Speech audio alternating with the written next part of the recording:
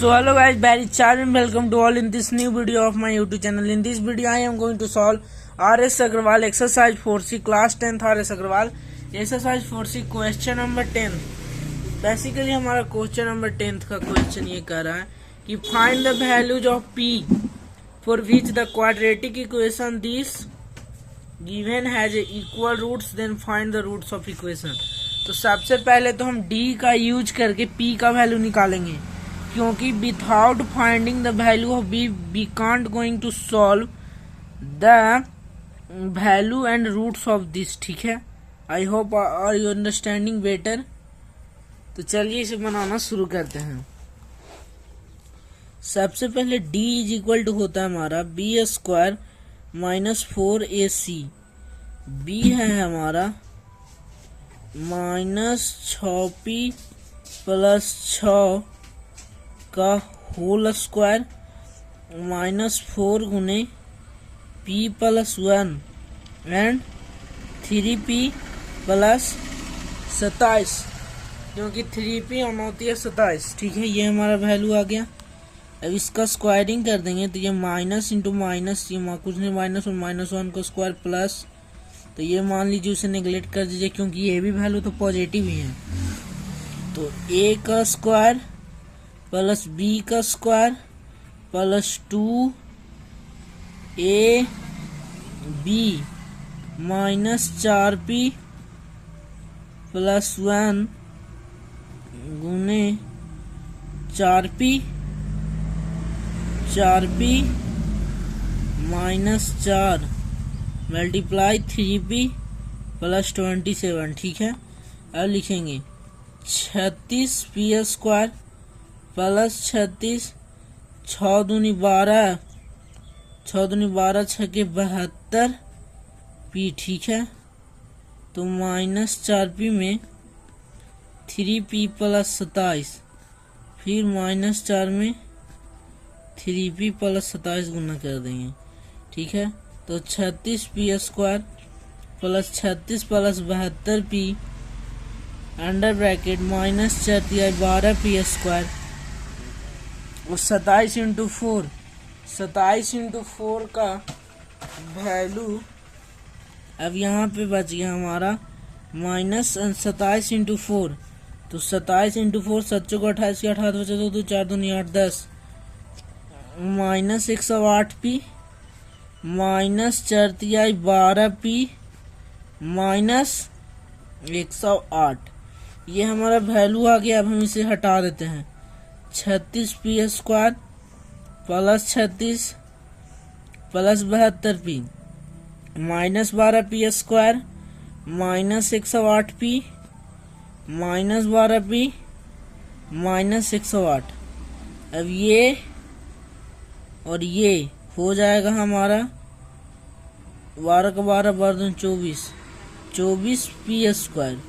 फिर ये 36 माइनस 108, ये 36 माइनस 108, तो 108 minus 36 2 and 7 72 minus minus value है more burden it's means minus 72 plus 72p minus 108, तो 108 माइनस 72, तो 6 3 36, ये हमारा 36 आ गया 36p।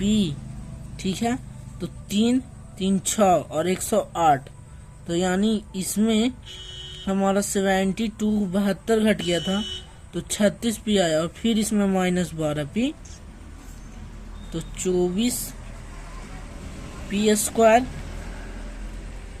Minus 72 plus 24p is equal to 0। अब हम इसे तोड़ना चाहेंगे, तोड़ेंगे तो हमारा p का वैल्यू हमें निकल जाएगा 24p minus 72 is equal to 0, तो 24 इंटू 72।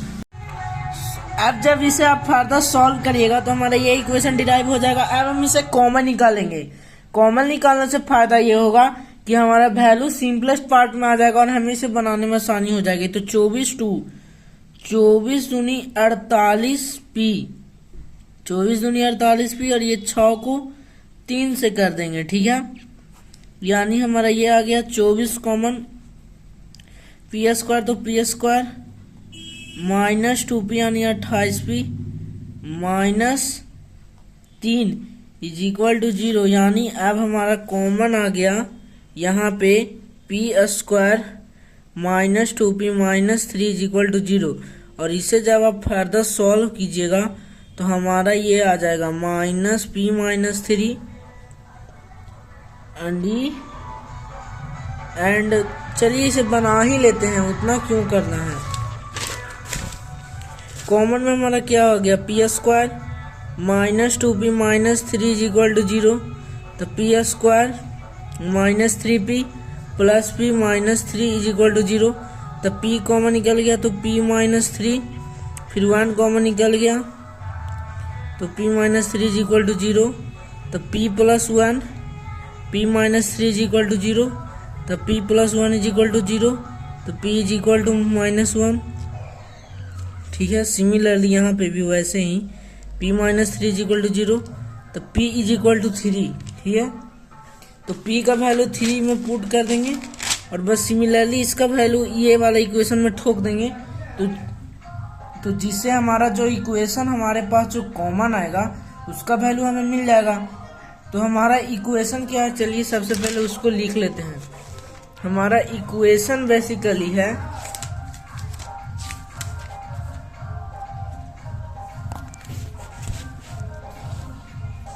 तो देखिए हमारा इक्वेशन है यहाँ पे, हमारा इक्वेशन क्या था, p plus 1 is equal to X square, ये था minus 6p plus 1 is equal minus 6p plus 1 X plus 3p plus 9 is equal to 0।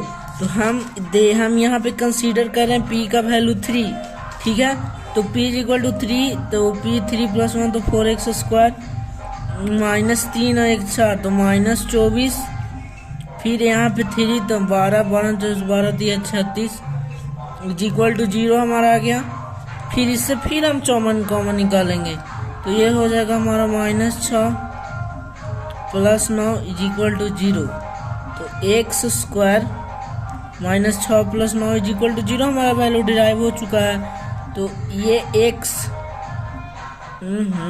ये 24 है तो ये x रहेगा, यहाँ पे भी x रहेगा, minus 6x plus 9 is equal to 0। तो X square minus 3x plus 9 is equal to 0।